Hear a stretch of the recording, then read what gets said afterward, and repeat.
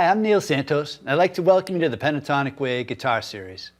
If it's your first time with us, allow me to extend a personal invitation to you to grab your guitar and play along with us during the show. And if you've been with us before, please allow me to thank you for inviting us back to another chance to jam with you. We're going to use some simple chords in the pentatonic scale, and for each show, I'm going to show you how to play lead guitar over them in a simple way so you sound like a pro.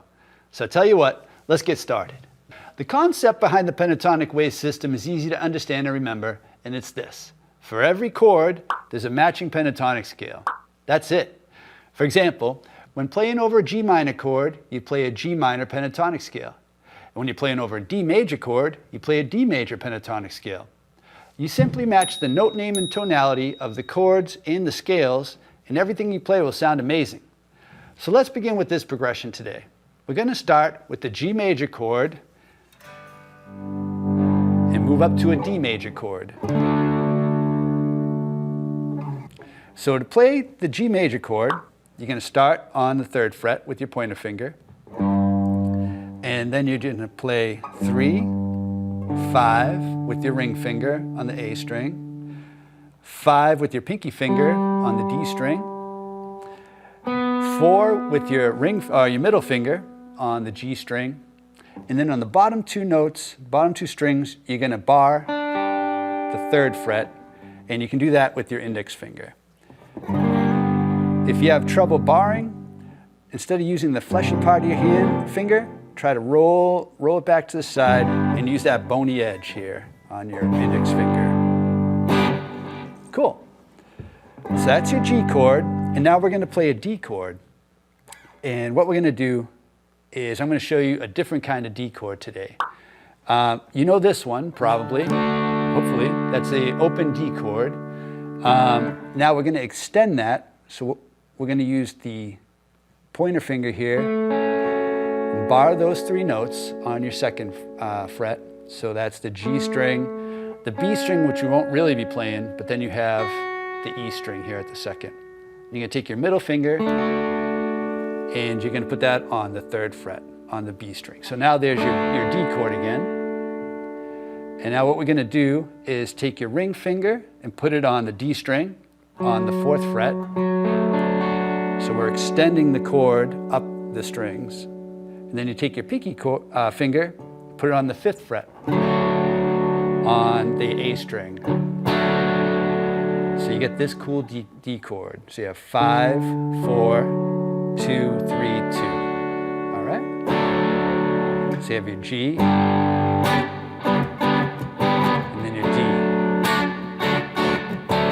That might take a little while to get used to switching. For the case of, purposes of this jam track, if you want, you can always just play a regular D.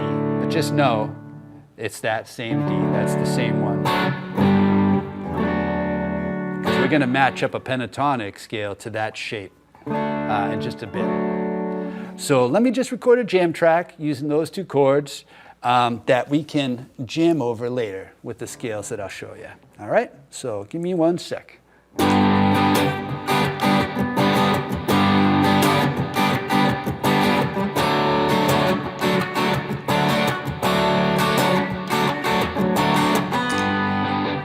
All right, so you have your G, then your D. All right, sounds good. All right.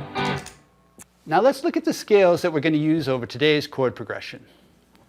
All right, for the G major chord, we're going to use a G major pentatonic.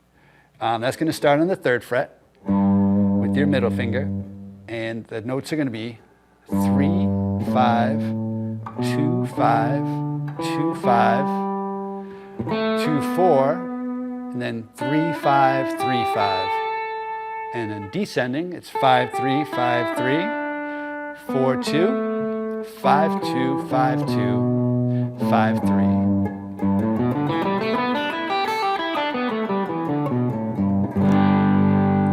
And that shares a lot of the same notes with this chord shape. You have that one, that one, that one, that one, and that one.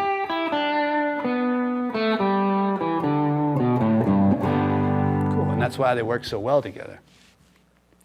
All right, and then for the D, we're going to use a D major pentatonic, but instead of using the root, like here we have the root that's G, and that's why we can use that second shape, we'd have to move that whole shape up here to play the D. And you can do that, and that'll sound great. So you just do the same thing, 10, 12, 9, 12, 9, 12, 9, 11, 10, 12, 10, 12. And I'll demonstrate that a bit. But what I want to do today is something a bit more next level. So instead of playing all the way up here, we can use the shape. So that's your second shape. And then your third shape of the pentatonic would start here on the 12. Then your fourth shape would start here on the 14th. And you might not know this, but the 12th fret and the open strings are the same. So open strings are E, A, D, G, B, E. And your 12th fret are E, A, D, G, B, E. You have the 5 shapes of the pentatonic that wrap all around the neck. So if we can play the 4th shape here at the 14th fret, that means we can also play it here at the 2nd, right? Because you have your 12th fret, which is open, your 13th fret, which is your 1st fret, and then your 14th fret, which is the same as your 2nd. So that's what we're going to do today for this progression. We'll play the 4th shape of the pentatonic scale, starting on the 2nd fret. So you get 2, 5, 2, 5, 2, 4, 2, 4, 3, 5, and then 2, 5 again. In descending, 5, 2, 5, 3, 4, 2, 4, 2, 5, 2, 5, 2. And let's look at the notes that shares with the chord shape. So you have these notes, and then that note's in the shape. That note's in the chord shape. This note's in the chord shape. That note's in the chord shape. And that note's in the chord shape. Cool.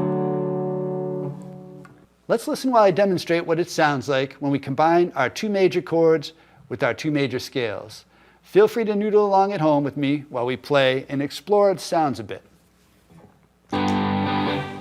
There's our G,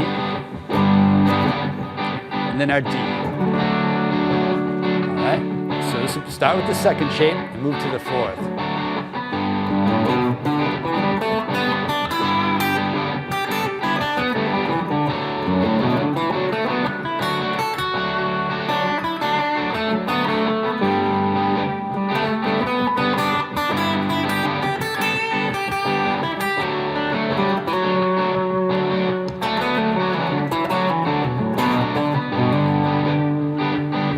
Here's our G.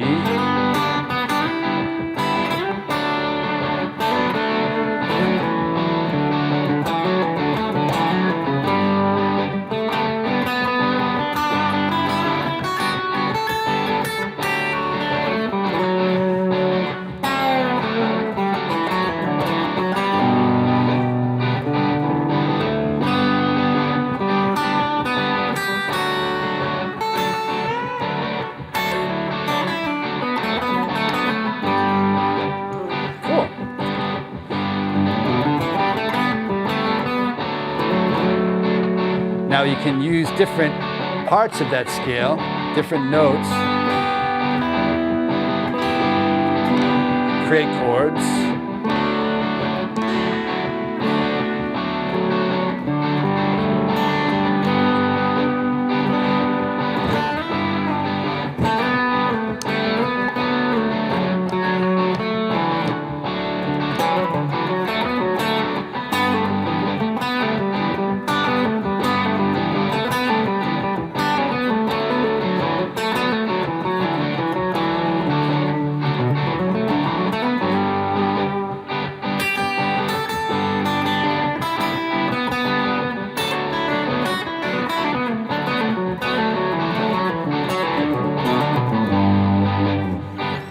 Cool. So you can hear how the notes from the scale and the notes from the chord blend together and everything you play is just going to sound amazing. Now, it's just going to take a second probably to be able to switch back and forth between the two shapes, but if you really look at them, only one note is changing from each shape. So if we look at the E string here, on the G scale we have these two notes, but on the D scale we have that. Instead of a 3-5, we have a 4-5, right? This scale stays the same. I mean, this string, you still have your 3-5. And here, this stays the same. You have your 2-4. But now on the D string, instead of this, which is in the G, you have the 2-5. You have 2-4 in the D major pentatonic, right? And that's what gives it its sound. So if your licks, if you can really highlight these notes moving, it's really going to bring out the sound of the chords changing in the phrases you play on your leads and things like that. So if you were playing that's your G major. There we go. So you just move that down a note, and you can automatically hear the switching between the two.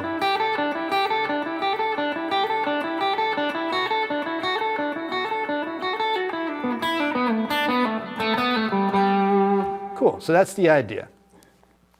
So let's take a minute now and look at a pentatonic lick that you can add to your bag of tricks. All right?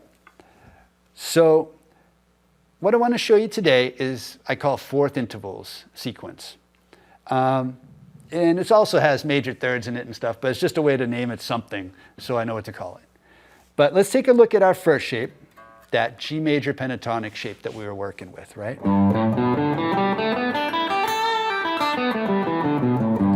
So this sequence is just another way to break those patterns up into different sequences. And this one is called the fourth sequence, but it starts with the major third. But the idea is this. You start on your third note, and instead of playing the second note, you're going to jump to the first note on the next string. So in this case, it'll be 3, 2, and then you go to the second note and do the same thing. So it's going to be 5, 5. Go to the third note and do the same thing. You have 2, 2. Then you have 5, 5, 2, 2. Now here you have 5, 4. And it gets a little crazy here. You got 2, 3, then 4, 5, 3, 3, and then 5, 5. And then descending sounds like this. It'd be 5, 5, 3, 3, 5, 4, 3, 2, 4, 5, 2, 2, 5, 5, 2, 2, 5, 5, 3, 2.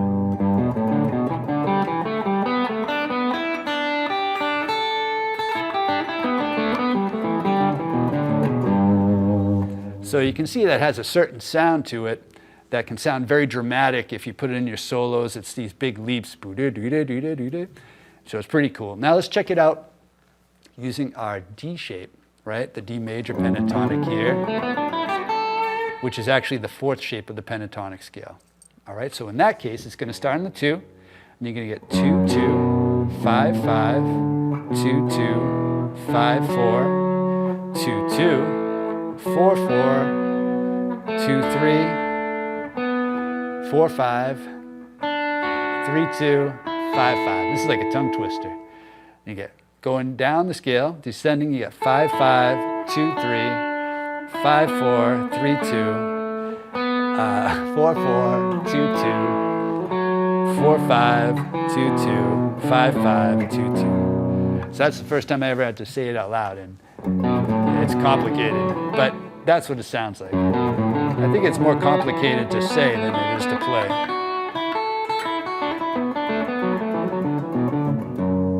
Cool, so let me jam on it, the backing track that we put together, and I'll try to incorporate that lick into my solos to see how it sounds.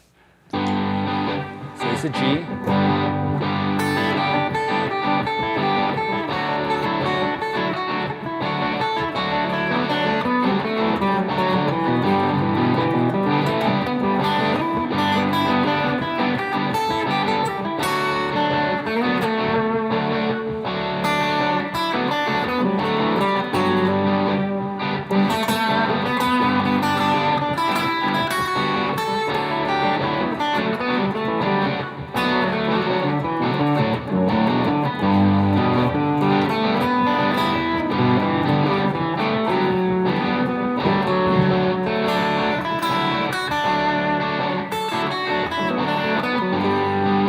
the idea.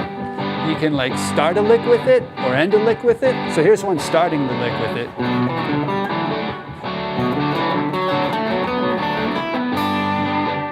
And here's one ending the lick.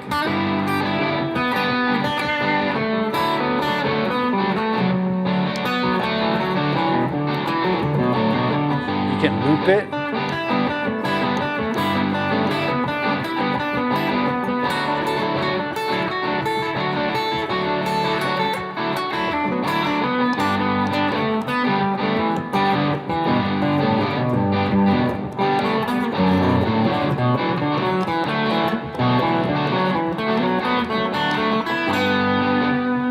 That's the idea. You can like, you know, try to go up the string and then loop back a bit like I did on that one. Sounded kind of cool, you know, so you, and then go back here.